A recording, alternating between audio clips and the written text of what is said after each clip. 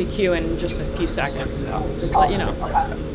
So We are live on YouTube. Right. We're gonna wait just a minute.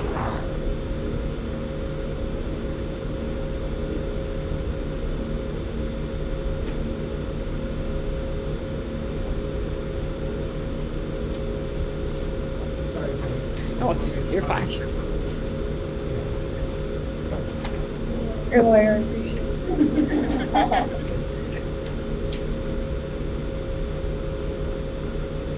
Just something I bet you didn't say. It is 4 o'clock. So we are going to call the meeting on public safety to order for November 12th, 2024 at 4 p.m.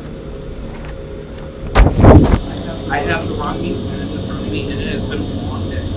Thank you. So we have the meeting minutes for November 12th for us.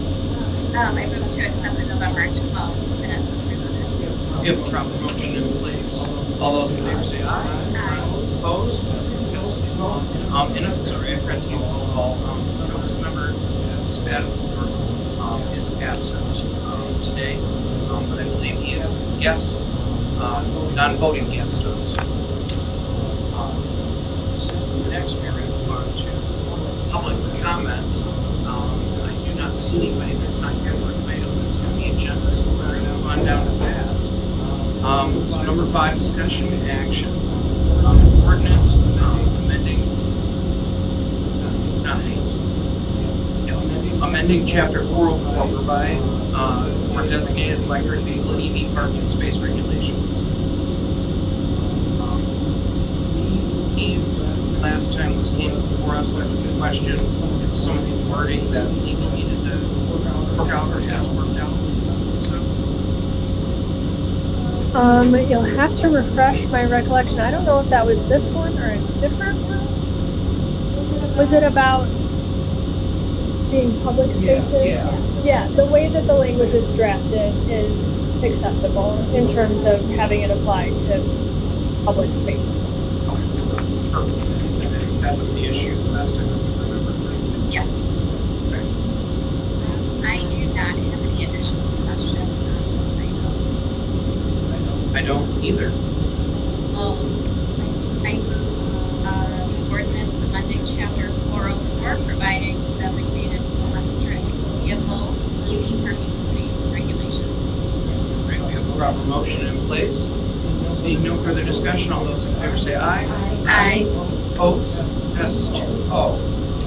This will be on for second. That's right. All right. Next, we are on to make safe or demolish for 1044 Ontario Street. Before we get to that, we've got to untable this. I move to untable the make safe for demolition of 0 Street. We have a proper motion in place. All those in favor say aye. Aye. Opposed? It is on table. So, thank you, sir. We are here on this property. I believe that we tabled this for 30 days, 2 meetings ago.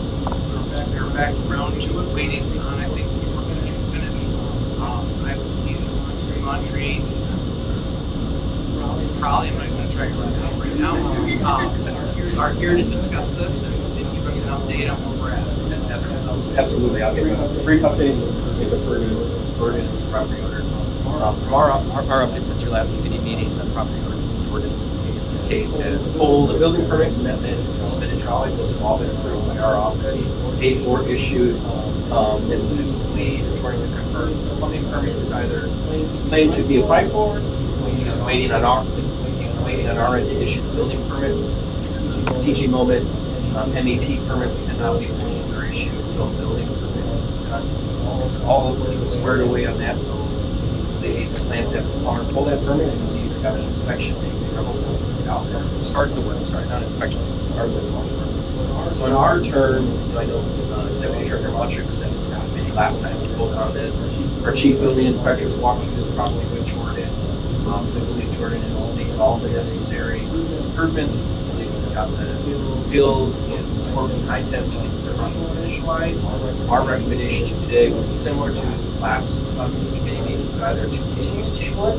That does keep it in the process for council members leverage in case something happens. It stops working, sells it or something. So at minimum, ask you to continue tabling this for further length of time to give Jordan more time to get across the finish line.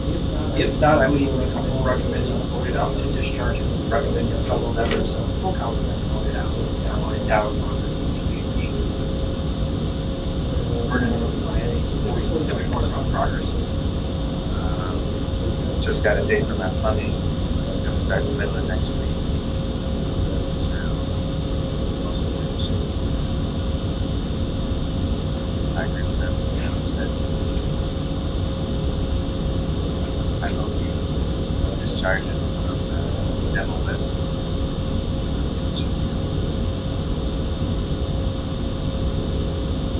So, if we were to push this out 90 days, you'd be done. I believe so. I mean, we're at that point, right? I'm not sure if you didn't give me a time frame on plumbing. I imagine a week or two. The inspection process, this and that, there's no change. I'm just thinking that my theory would be for the next 90 days to make safer knowledge of the time that you're getting from speed on the second. Yeah, the second. So Monday would start the 90 days. That would give you 3 months to just basically finish this stuff. Because if it doesn't, if your rent tax bill, then it's no longer a knowledge list. Again, the chief inspector was in there. He said there's no way this house should be even thought about being torn down. Probably seems to agree with that. Guys, if I remember, sure. Insight. If I can hear you, right, council member, if you're voted out today, request a full council vote to make it safe for knowledge within 90 days. Yes, are we? It's council consider, were they able to set 90, my understanding is non-fire, it's an automatic 60-day order. You know, the hearing officer is on the hearing officer level, to your point, have the discretion to choose 36 guys, 200, whatever, 201. They don't spend the luxury. You know, the past non-fire is on automatic 60-day order, non-fire damage to 25 days. It's 21, yeah. I just want to, and I thought at the last meeting we had the discussion about discretion period for city council, but I could be wrong. If I may, I think when we were talking about the discretion period, we were talking about more in terms of your discretionary ability to table something for a period of time versus the hearing officer not having that ability.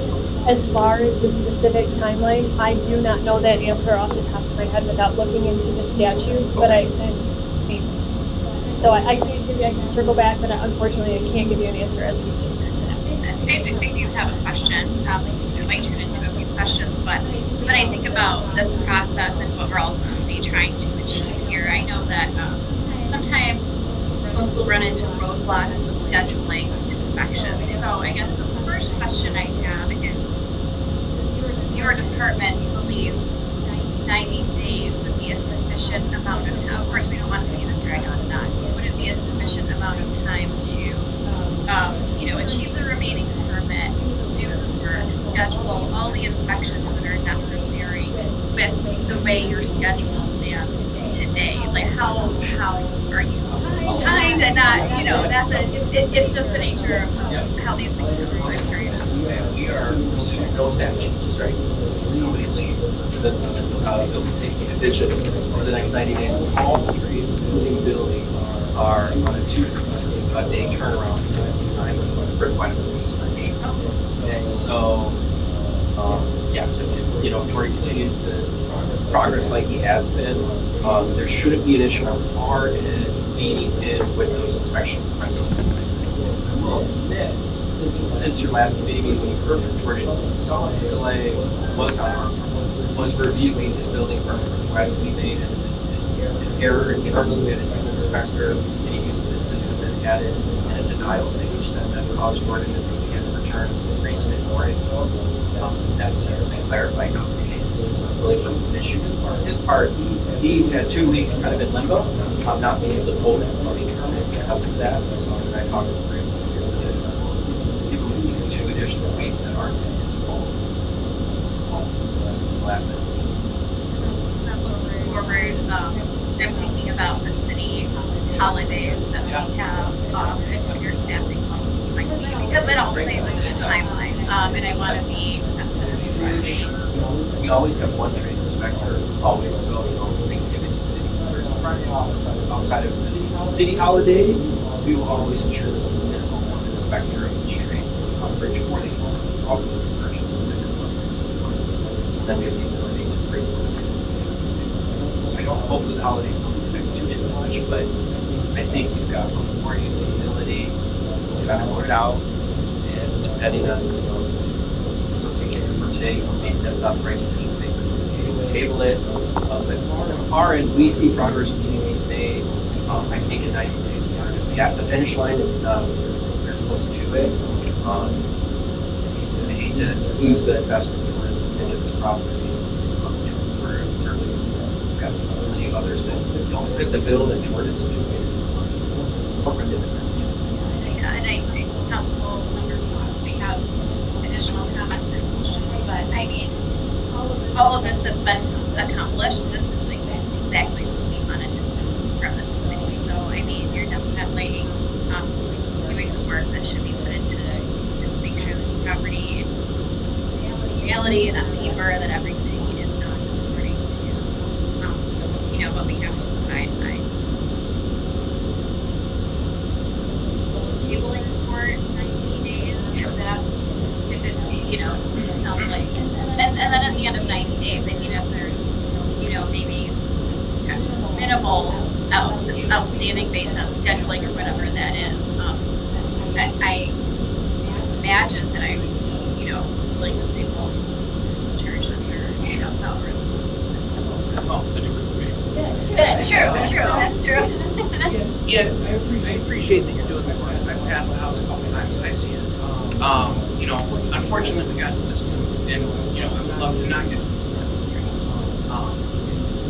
I think that, it speaks to you that you have done a lot of work very quickly to make things right. And I would assume that, moving forward, if you do the properties, you're not going to end up in the same boat, which I appreciate. I think everybody appreciates it. Takes off us, and it puts a nice outback on the market. It's going to be a great location with an elementary school right across the street. So I would be fine with 90 days. I moved to table the MSD 104 for Ontario Street for 90 days. Motion in place. All those in favor, say aye. Aye. Opposed? All right, so that will be tabled for 90 days. After 90 days, it'll be the same type of process. We'll put it back up. But it probably will be. Or it could be. Who knows? Who knows? Yeah, and it could be over a day at a time. So after 13. I don't know. Maybe. Yeah, so at the end of the year, start of the year, is the start of the new city council with that new leadership and new committees. Some people may stay on this committee if they want, just, so that's what I'm referring to. I'll make a note. But the faces will still all be the same. Right. You're not changing next year. So you will still see this 100%. All right, we have good information. All right, next we're going to move on to item D, which is a discussion item. 30 oldest neat properties and their status. We have Raleigh and Nick both here for that as well. Sorry, so I asked for this list. Someone got it. I asked for this list. I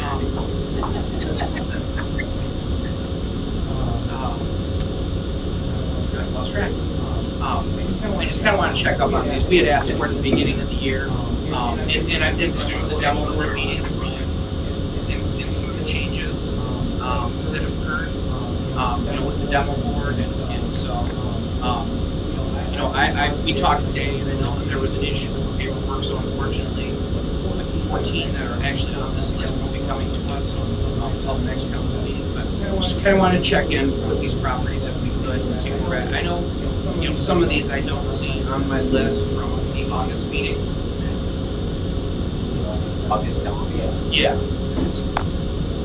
So, and maybe you don't have, you might not know, I don't know. That's what I'm curious on some of these, like, 603 Shepherd. Was that heard at a later meeting? Is that the Shepherd address? That the Situate, Yeah. we're talking with, is that the Shepherd one that was up on tier?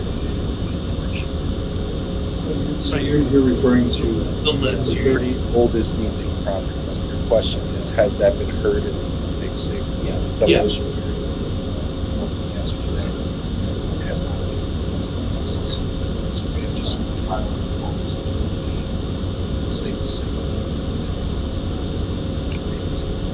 The Shepherd, I think we're speaking even higher, so we have 1033. That one was, the 16th was this past Monday, so it's on. I communicated with the constituent, it's on the re-inspection, possibly already could have happened.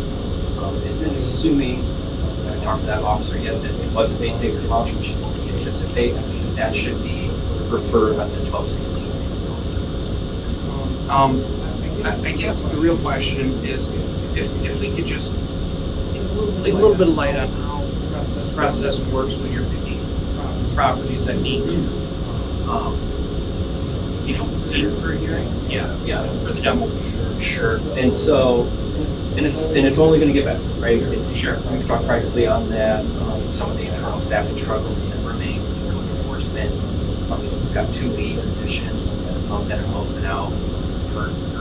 Mark can talk about that on FMLA. So, wishing both of those the best. Both one optimistic we see a return here soon from them. If not, something else that allows for it in replace.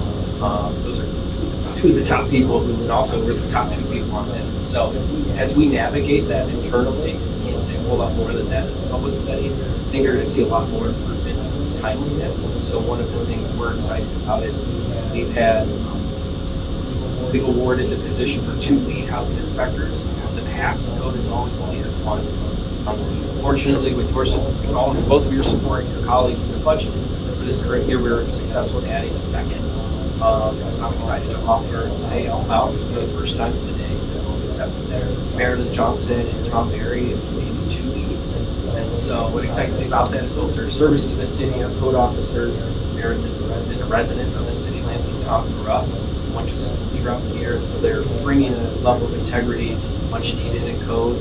And to your point, the timeliness is what they're going to be responsible for as we divide their teams, right? North and South divisions of the city, really put the code officers into a team setting versus you're all in on yourself. Is we're going to be able to have those monthly meetings. I'm sure Roger mentioned we have over 500 houses under 18. Not all of them are demo or MSD hearing level, but there is a chunk that are. We haven't had the time to get it. But you heard from today when we talked, we're just catching up from August. Yeah. And so by the 12/16 date, we'll be fully caught up in terms of everything from August that's been heard and in order, and that'll allow us to now start going down that 500 list. Look, you and I, everybody in the room, we've probably got our own list of what needs to be. And so I think after the new year, you're going to see more coming on a continual basis. And much of that responsibility is going to be working with those 2 leads. They're going to be tasked with helping us unpack that list every year because they're going to be managing the team. They're going to be out in the field looking at those. And get back to what I want to say used to be there, but certainly hasn't been in the last couple of years, is this timeliness. We're tagging them. We're saying these are unsafe. It's our responsibility to be checking. If you're a neat house, you're getting theoretically inspected once a month by a premise officer minimum. We're working to train the staff to ensure that's an inspection that's not just filling up your car or getting out of your car, walking the dogs and taking pictures. Those are some of the past practices, which is unfortunate for the mid-year. There hasn't been somebody in a position to offer that. We're on it. So my hope is, I'm getting to the point of your question, after 12/16, we'll be caught up from August and onward. That'll allow us to start saying, to the hearing officer level initially, depending on their order of property search. And I'm curious, on these properties, I assume that you look at the oldest ones first. You know, there's one on here, that's 603 Shepherd, 2008. Sure. Is there a process, or what can we do to help you? Maybe perhaps this is not necessarily a tear down situation, but it's been a long time that it's been on this list. Sure. Is there some kind of like, you know, hey, resident or person that lives there, this is going to become a problem. You know, Yeah. it's, you know, been since 2008. I was just out of high school, so I mean, you know, how do we kind of like, hey, Yeah. let's nudge them off the list? I like where you're going with it. I think thus far internally what we've gotten is how can we increase customer service? And both for the neighbors who have to live on, around, and whatnot, and from factual information to them about how we're aware of certain situations, monitoring, and also giving due process to the property.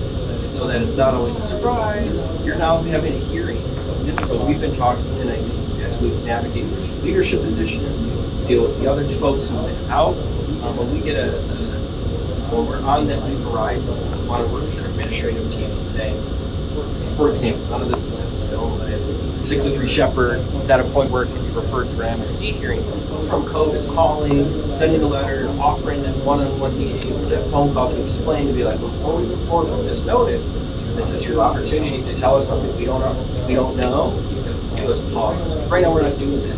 We're looking at making these determinations and sending those very, very clear letters that are sometimes a surprise to them. Because that owner may come back and be like, I know it's red tagged on the deed, but it's just because it's without power. I've made the decision as a private property. And realistically, that's kind of where I was headed, Yeah. right? It's like, you know, when I keep bringing up, or any number of these have been on here, that could be a great shoot. Right. You know, you just necessarily don't know. Yeah. Yeah, and exactly. I would think that the theme would be the nudge, but it's not always the nudge. So I appreciate that. And again, you know, I'm ready to do whatever needs to be done because I want to see these houses, you know, back on the market. You know, our goal is not to see an empty lot. You know, we have that in areas where it's a flood zone. It sucks when you see a house get lost in there and you know that lot is just never going to be another house. I'll give you one other that we're brainstorming on, just to get your minds going, because I love your feedback. Certainly, maybe even before formally something gets presented, but we're also discussing internally, certainly with consultation with the attorney's office, re-looking at our tags. Right now, we just have the red tag, right?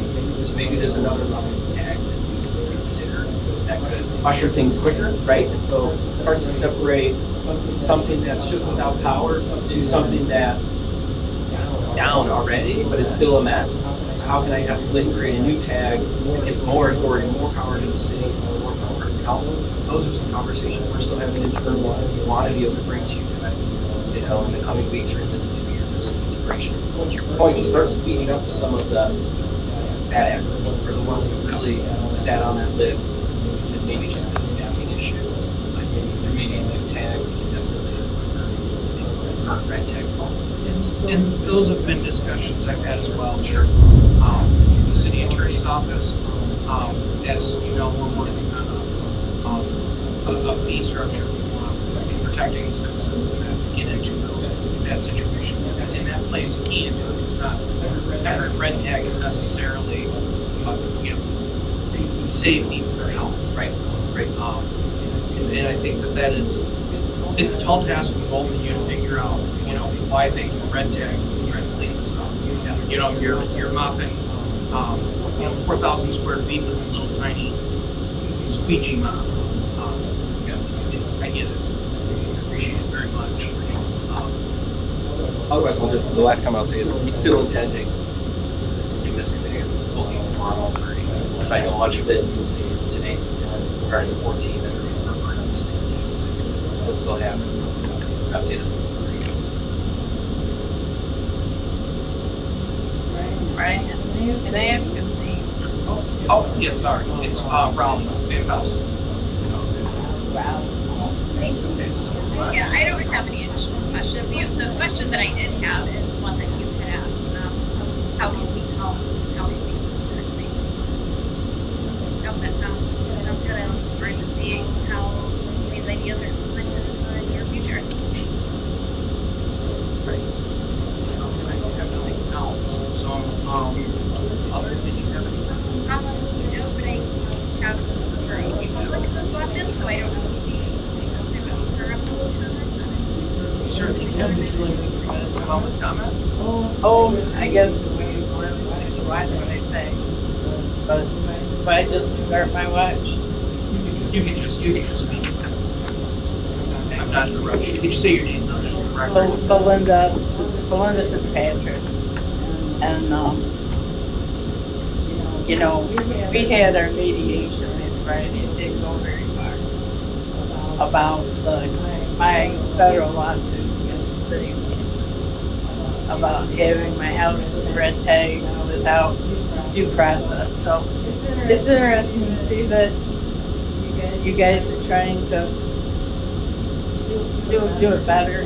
And I found a tape I did when I did public access in 2003, and it was labeled red tag houses. And I know doggone well, I was down there at the city council, you know, a quarter of a century ago, talking about this. And that's one of the reasons why I feel so passionate about it. I am an attorney, and I remember doing a make safe or demolish thing for a guy that was representing himself. I wrote up the documents and stuff in front of the judge, and they still tore down his house. I don't think his house should have been tore down. I've seen a lot of houses tore down that should have been tore down. So, but what it really was going to say is that I think it's criminal when a person is being put into a life-threatening situation. And I think there's people within the city that they should have done prison time for what they've done to people. So you inherited